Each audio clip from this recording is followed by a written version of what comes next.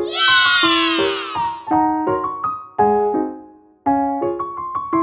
nama Ibu Sukesi. Mari Bu, silakan masuk Bu. Silakan duduk. Selamat siang Bu, perkenalkan saya Bidan Setiawati yang bertugas di Pustu Melihan pada siang hari ini. Maaf, ini dengan Ibu Sukesi, betul nggih? Nggih. Ibu rumahnya mana Bu? Rejosari nggih.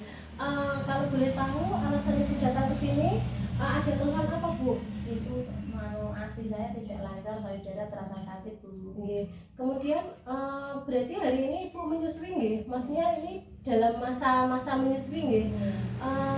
Kalau boleh tahu Bu, cara menyusui Ibu seperti apa?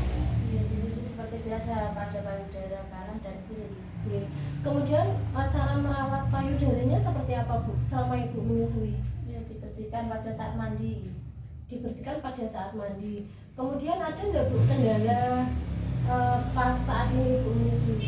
Payudara nyeri, jadi ketika menyusui itu tidak bisa lama. Oh gitu.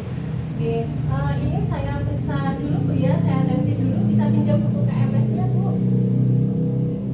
Di tensi dulu ya Bu.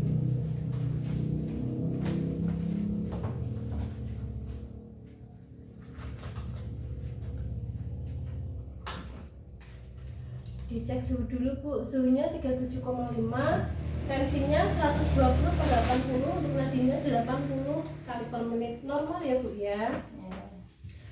Ya Bu, dari anamnesa yang sudah saya lakukan, Ibu mengalami masalah pada laktasi. Jadi masalah laktasi itu ada beberapa macam Bu, seperti misalnya bendungan ASI, mastitis, dan juga abses payudara ataupun nggak pada payudara.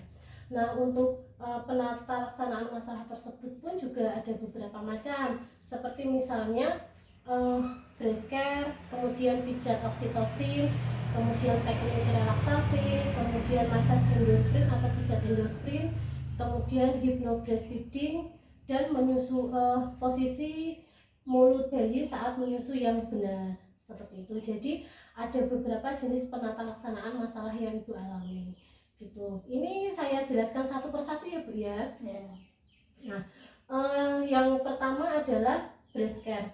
Breast care itu adalah memberikan tindakan pada organ payudara, dipijat secara lembut dengan tujuan untuk mencegah pembendungan ASI, biar ASI itu tidak macet.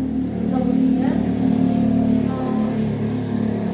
untuk melenturkan otot payudara, kemudian untuk menguatkan puting payudara, kemudian meningkatkan konsentrasi dan meningkatkan higienitas payudara, sehingga sekalian bisa dibersihkan gitu.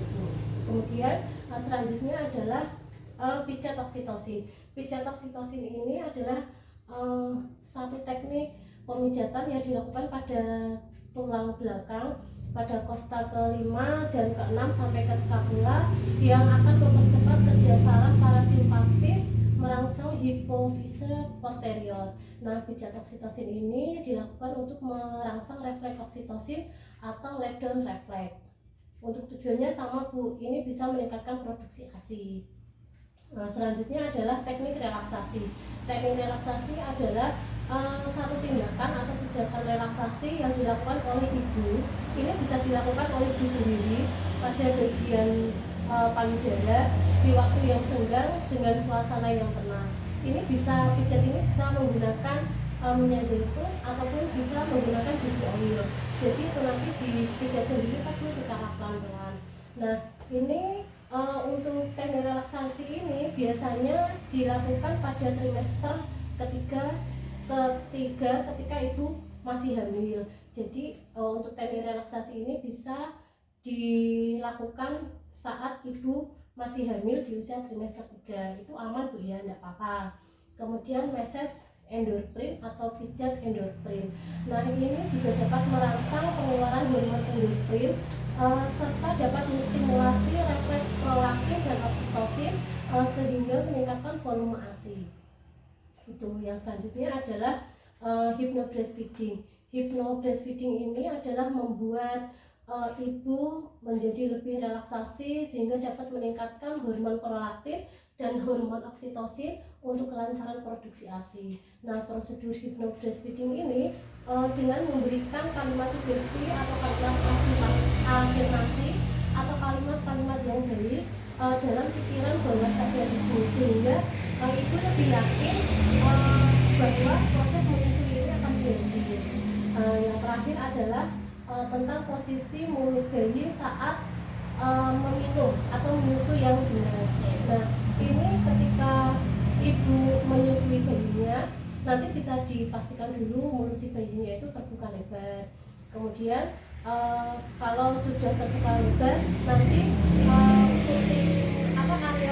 area mamanya yang bagian hitam itu tuh yang di bagian sebelah puting itu kan ada bulat hitam itu area mamanya bisa masuk ke dalam mulut si bayi. Kemudian diawasi juga untuk dagunya ini ketika adiknya menyusu, bayinya menyusu, dagunya ini harus menempel pada payudara ibu, tapi dagu bayi juga tidak boleh menempel pada dada si bayi gitu. Kemudian diawasi juga hidungnya tidak boleh tertutup payudara ibu karena akan mengganggu pernafasan yang bisa mengakibatkan si bayinya itu nanti tersedak begitu. Nah, dari penjelasan saya ini ada yang mau ditanyakan?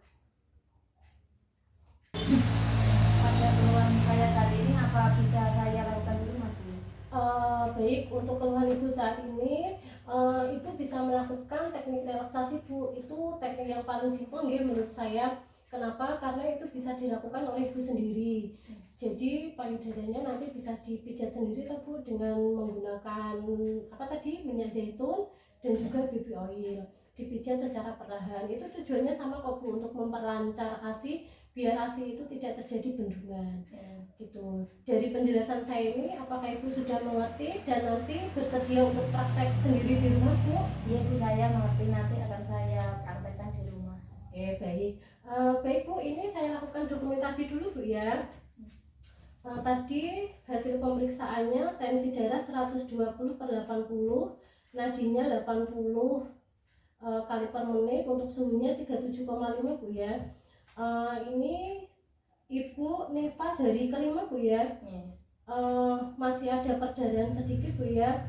Jadi sesuai anamnesa tadi ibu mengalami gangguan pada nyeri payudara, sehingga gangguannya adalah ibu tidak bisa menyusui dengan maksimal.